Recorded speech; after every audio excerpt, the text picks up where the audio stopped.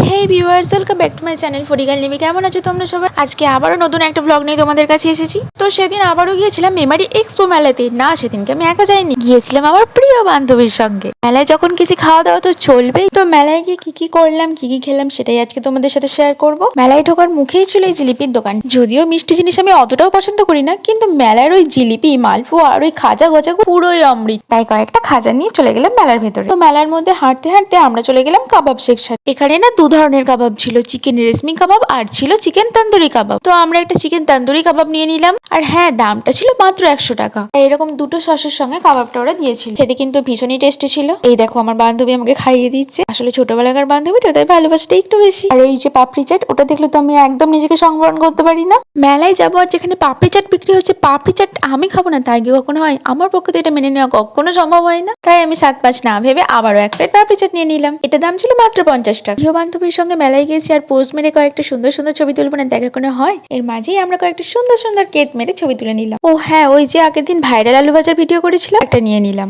ওই যে বাঙালি মানুষ, এত কিছু খাওয়ার পর না একটু ঠান্ডা খেতে ইচ্ছে করছে, ম্যাঙ্গো লস্যি আর একটা ব্লু লেগন নিয়ে নিলাম। ভিডিওটা ভালো লাগলে একটা লাইক কমেন্ট শেয়ার করে দিও আর আমার চ্যানেলটা সাবস্ক্রাইব করে পাশে থেকো। দেখা হবে আবার নতুন একটা ব্লগে। Thank you.